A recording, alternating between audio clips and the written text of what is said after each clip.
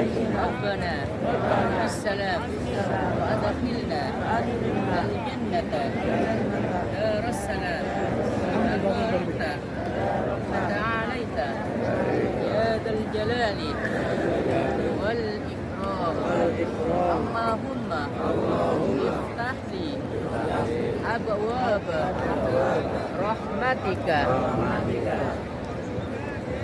Bismillah. Kita sudah selesai berdoa memasuki Masjidil Haram karena kita sudah berada di pelataran Masjidil Haram. Sekarang waktu Saudi menunjukkan jam 12.00, kita akan melakukan umroh wajib.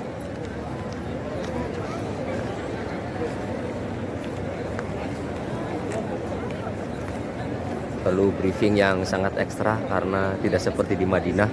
Di Mekah ini kotanya super sibuk. Kalau di Madinah relatif aman, relatif nyaman. Kita instruksikan bagi siapa saja yang tersasar atau tertinggal dari kawannya nanti harus menunggu di WC 3. Ini patokan kita, WC 3. Karena memang ketika sudah di WC 3 ini jarak ke hotel hanya sekitar 500 meter saja. Dekat. Insyaallah. Allahumma ftahli abwaba rahmat. Kita ke sana. Ayo semua kita ke sana.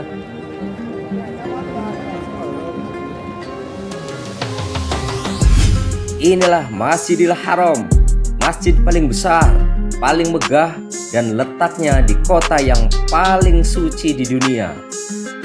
Masjid yang menampung 2 juta jamaah ini juga menjadi masjid yang paling dirindukan umat Islam sedunia. Selain terdapat tempat-tempat mustajabah di dalamnya, sholat di masjid peninggalan Nabi Ibrahim ini diganjar 100.000 kali dibanding masjid-masjid yang lain.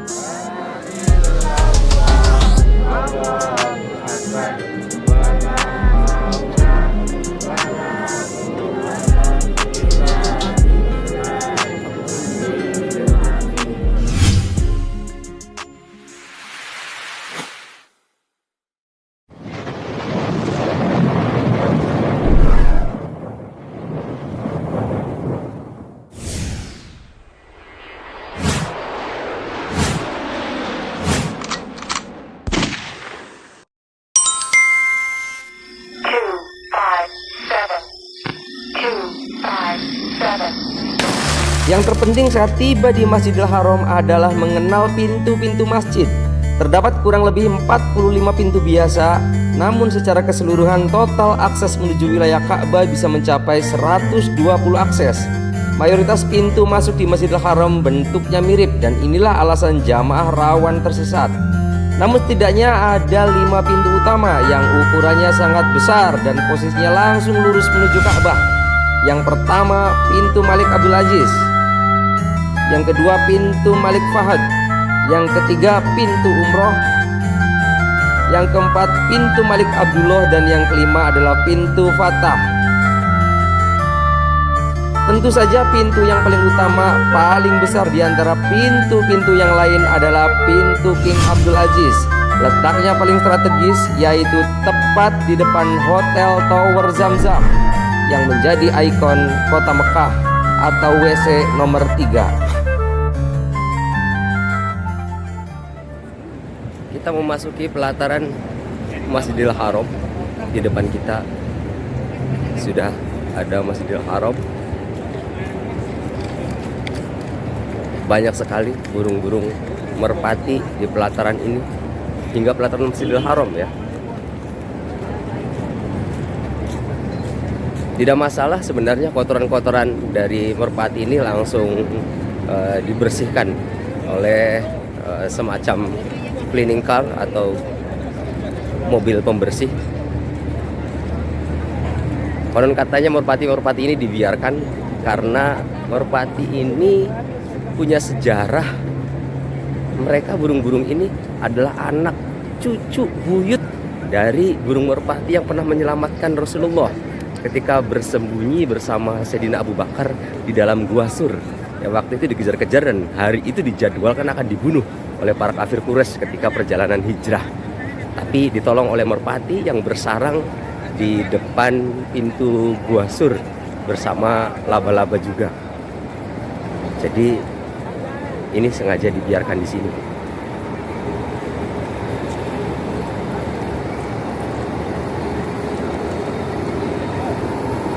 Untuk memasuki Masjidil Haram ini ada beberapa jalur ya.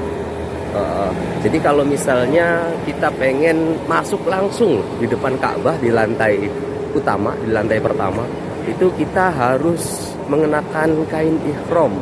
Jadi kalau di pelataran Ka'bah langsung itu hanya untuk mereka yang akan melakukan tawaf saja. Yang tidak, maka akan diarahkan ke lantai 2, lantai 3 di atas, tidak bisa di lantai bawah. Jadi kalau pengen masuk ke pelataran Masjidil Haram, kita harus menyamar mengenakan kain ihram jika kita tidak ingin melakukan tawaf atau berumrah. Ini dijaga.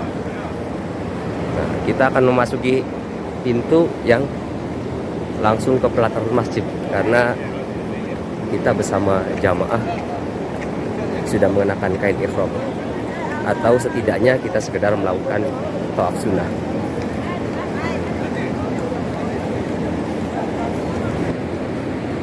Ya, ini jalan kita menuju ke pelataran Ka'bah.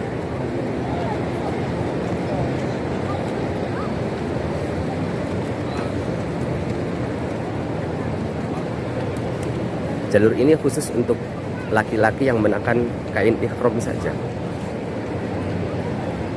Bagi perempuan bebas.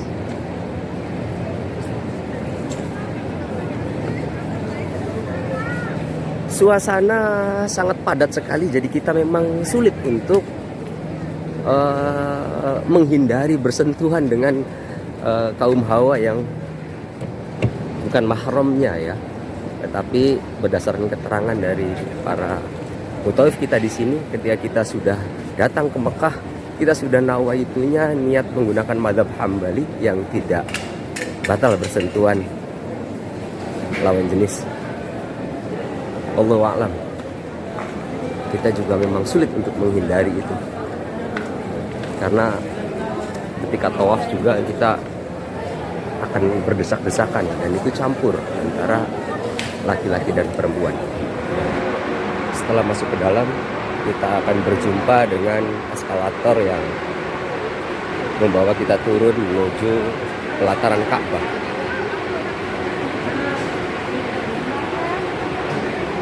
Kita lihat semuanya saling berhimpitan.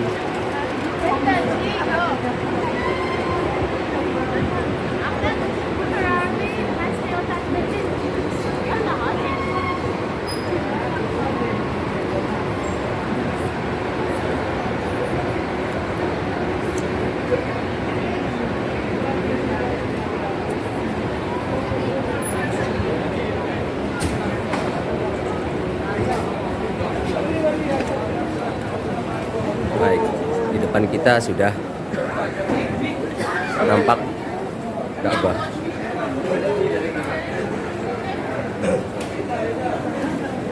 Tapi kita jalan harus memutar dulu karena pintu ditutup.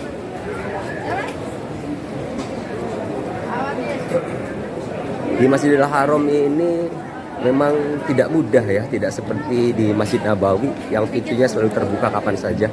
Tapi kalau di Masjidil Haram ini dengan sistem buka tutup, jadi rawan sekali bagi jamaah haji yang atau jamaah umroh yang sudah sepuh gitu, yang sudah tua, itu untuk menemukan jalan kadang kesasar itu karena penyebabnya pintu selalu buka tutup.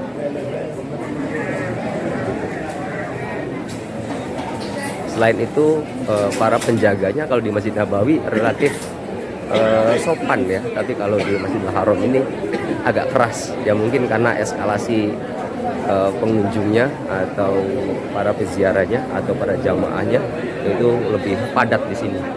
Apalagi semuanya punya satu tujuan, ingin merapat ke Ka'bah.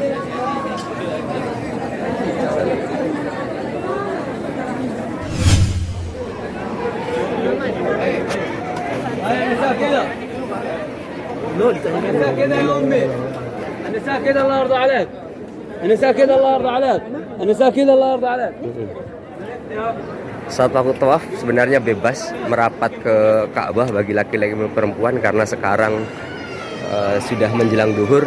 Jadi untuk perempuan itu tidak boleh untuk masuk ke pelataran Ka'bah karena dikhususkan untuk sholat.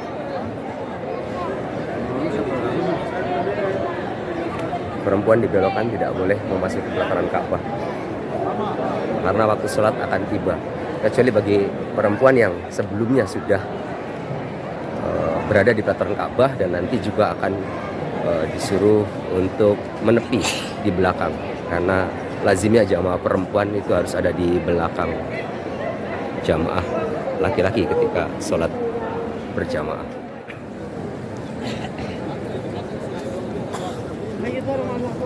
Proses pembukaan kiswah pergantian ini terjadi setahun sekali.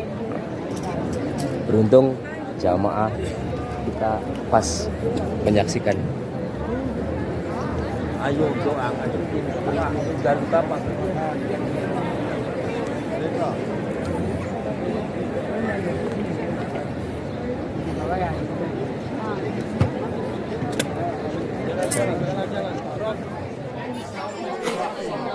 Jamaah lansia atau jamaah yang membutuhkan kursi roda posisinya berada di lantai 2, karena lantai dasar atau lantai Ka'bah tidak diperkenankan untuk mereka yang mengenakan kursi roda atau skuter.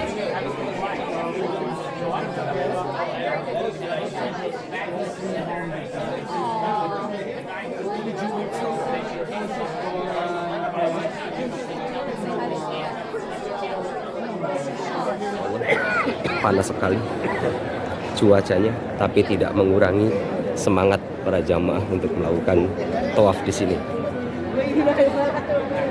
Lantai Masjidil Haram ini menggunakan marmer khusus ya, jadi tidak menghantarkan panas, kaki tidak merasa panas sama sekali meskipun cuacanya terik sekali di sini. Baik, kita langsung melakukan tawaf.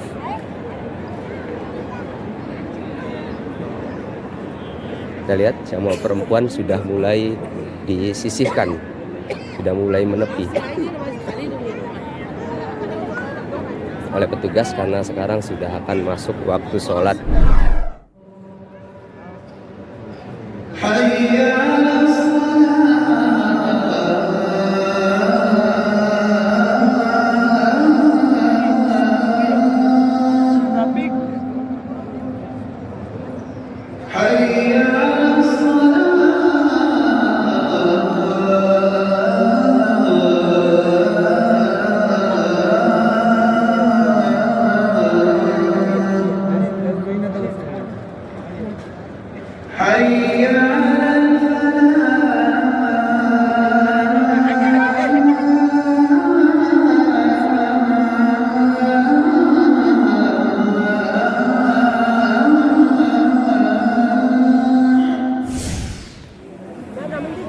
Kita sekarang dalam posisi mengantri untuk memasuki Hijr Ismail.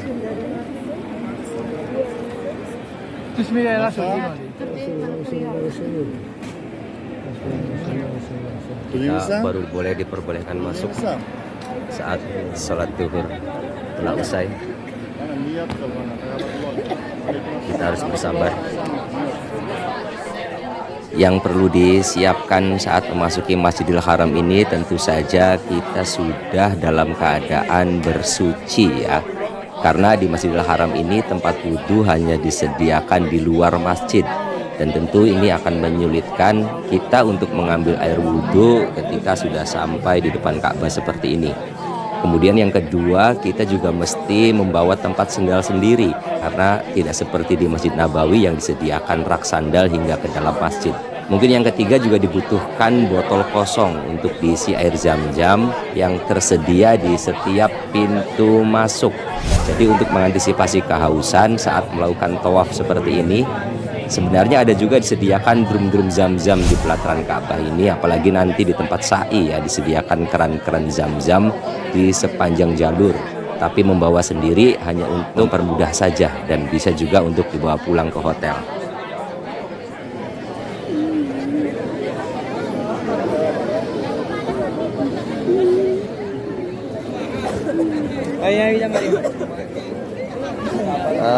Orang tawaf sudah mulai sepi karena ini akhir dari musim haji, tapi ketika kita melihat orang berebut Hajar Aswad itu nggak ada matinya, nggak ada matinya. Lihat.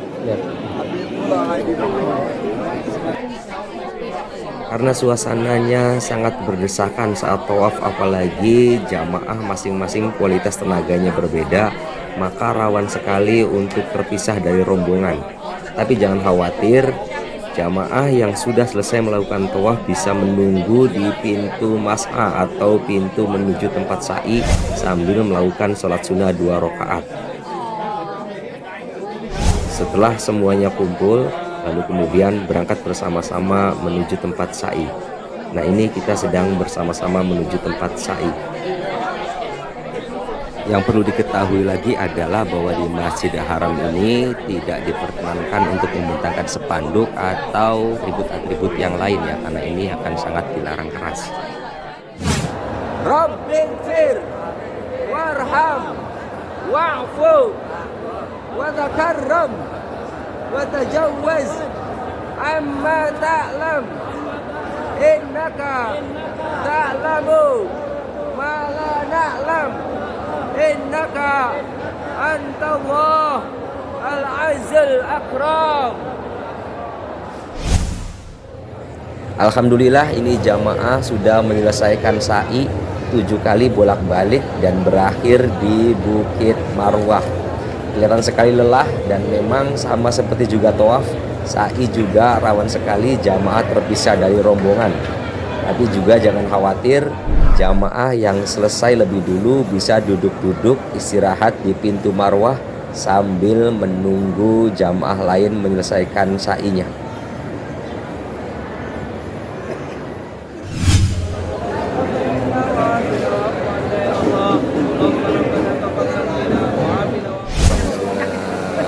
Alhamdulillahirrahmanirrahim.